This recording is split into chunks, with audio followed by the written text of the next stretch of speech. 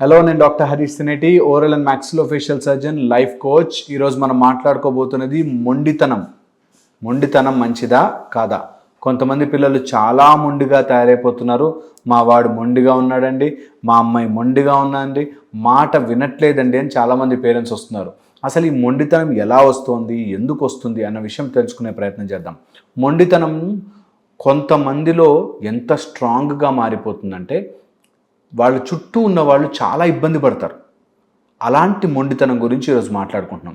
ఏదైనా సాధించడానికి మొండితనం ఉందనుకోండి, నేను పట్టుదలగా ఉన్నాను, సాధించాలి అనుకుంటే అది పట్టుదల. ఒక పని మీద, ఒక జీవిత లక్ష్యం మీద పట్టుదల, మొండితనం ఉండాలి. అన్నెసెసరీ విషయాల మీద పట్టుదల, మొండితనం ఉంటే అది మూర్ఖత్వం అవుతుంది, ఫూలిష్నెస్. ఎందుకు అంటే చిన్న చిన్న విషయాలకి జీవితంలో మన అనుకుంటున్న వాళ్ళని హేట్ చేస్తూ, వాళ్ళని ఇబ్బంది పెడుతూ, మీరు కావాల్సినట్టుగా బ్రతకడం కోసం మీ చుట్టూ ఉన్న ఎన్వైర్న్మెంట్ని బాధ పెడుతున్నారు అంటే అది మొండితనం, చాలా చెడ్డది. మొండితనంతో కొంపలు కూల్చుకున్న వాళ్ళు, కాపురాలు నాశనం చేసుకున్న వాళ్ళు ఎంతోమంది నాకు తెలుసు. సింపుల్ విషయాలకి మొండి పడతారు. అంటే చైర్ ఇలా ఉండాలి, వాడు ఇట్లా జరగాలి, అది పక్కన తిరగాలి, కాఫీ వేడిగా ఉండాలి, వేడిగా ఉన్న కాఫీ సాసర్లో ఉండాలి. ఈ టైప్లో చిన్న విషయాలకి మొండితనానికి పోయి అన్నెసెసరీ ఐడియాలజీస్తో, అన్నెసెసరీ అనుకూలని పరిస్థితుల్లో చాలా సొసైటీలో, వాళ్ళ ఫ్యామిలీలో చాలా ప్రాబ్లమ్స్ ఫేస్ చేసుకుంటారు చిన్న మొండి పట్టుదలకు పోయి. అందుకని మొండితనం మంచిది కాదు, పట్టుదల చాలా మంచిది.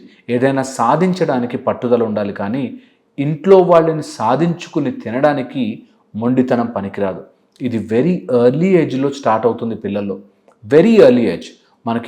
నేను ఆస్ట్రాలజికల్ కౌన్సిలింగ్ చేస్తున్నప్పుడు చూస్తాను, కుజగ్రహము మొండితనానికి ఇండికేటింగ్గా చెప్తారు. అలాంటి కుజగ్రహము ఒక చోట అలా మొండిగా అనవసరమైన ప్లేస్లో ఉందంటే మొండి పట్టుదల వస్తుందన్నమాట.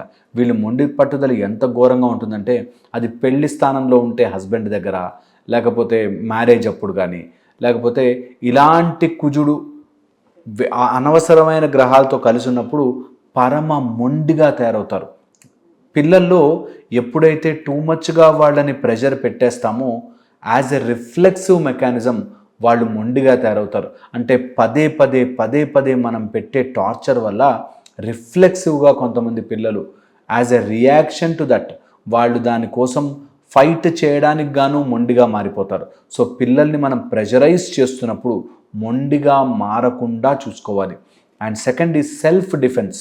నిన్ను నువ్వు ప్రొజెక్ట్ చేసుకోలేక, వాళ్ళు సరిగ్గా ఎక్స్ప్రెస్ చేసుకోలేక దాన్ని మొండిగా మార్చుకునే ఛాన్స్ ఉంటుంది. సో అది మొండితనంగా మారిపోయి వాళ్ళకి ఆ లాజిక్ చెప్పుకోలేని పరిస్థితిలో వాళ్ళు మొండిగా మారిపోతారు. ఇది పిల్లల్లో చాలా కామన్గా చూస్తాం. తల్లిదండ్రులకి చెప్పుకోలేక ఒక స్టేజ్ వచ్చాక మొండిగా మారిపోతారు. చిన్నప్పుడు అంటే దెబ్బలు తింటారు, ఒక స్టేజ్ ఇంటర్మీడియట్కి వచ్చిన అమ్మాయి మీతో దెబ్బలు తినదు, ఏంటే అని అడుగుతుంది. అందుకని వాళ్ళు మొండితనంగా మారే లోపలే మీరు పదే ప్రెషర్ పెడుతున్నారా అని పేరెంట్స్ కూడా ఆలోచించుకోవాలి. అండ్ ఒక ఓరియంట్ లేకుండా, ఒక డైరెక్షన్ లేకుండా ఎవడు ఏది చెప్తే అది విని నమ్మేవాడు మొండిగా మారే ఛాన్సులు ఎక్కువగా ఉంటాయి. అంటే పేరెంట్స్ చెప్పిన మాట రోజు చెప్పి బోరు కొట్టి మొండిగా మారే ఛాన్స్ ఉంటుంది. ఈ మధ్య ఒక పేరెంట్ నా దగ్గరకు వచ్చారనమాట. వాళ్ళ అమ్మాయి వేరే మతానికి మారిపోతుంది. ఎంత మొండితనం అంటే మీ దేవుడు ఇట్లాంటోడు, మీ దేవుడు అట్లాంటోడు, నువ్వు ఇన్ని రోజులు నమ్మింది, బొట్టు పెట్టుకున్నావు ఏమైంది, ఈ టైప్లో మొండితనంగా మారిపోయిందనమాట. అండ్ అలా మొండిగా మారిన వాళ్ళకి ఇక మూఢమైన ప్రశ్నలు వస్తాయి. అంటే అన్ఆన్సరబుల్ క్వశ్చన్స్, అన్నెసెసరీ క్వశ్చన్స్. పోనీ క్వశ్చన్ని తెలుసుకుందామన్నట్టుగా కూడా అడగరు, హేళన చేయడానికి, ఊరికే మాట అనడానికి. అందులోనూ ఈ రోజుల్లో అలాంటి పిల్లల్ని టార్గెట్ చేసుకుంటున్నారు.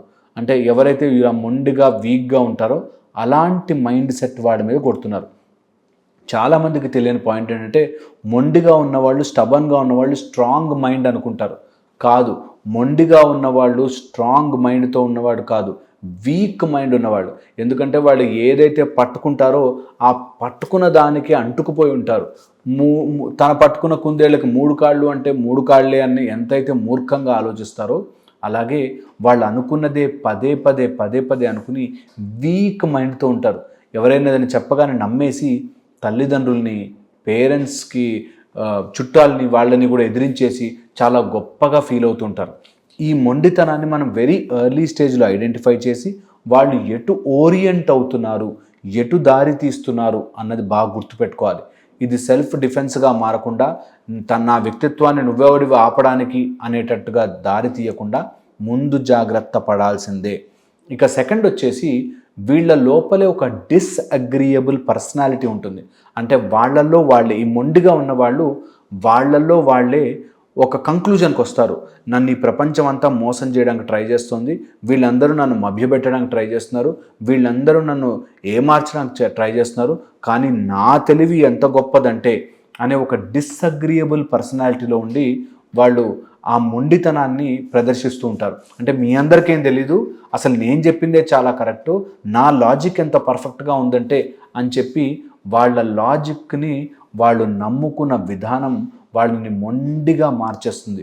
ఈ మొండితనంలో వాడు ఎంతకైనా దిగజారుతారు, ఎంతకైనా తెగిస్తారు, వాళ్ళకి ప్రేమాభిమానాలు ఉండవు, వాళ్ళు అసలు ఇంట్లో వాళ్ళని పట్టించుకోరు, ఇలా మొండిగా మారుతుంది.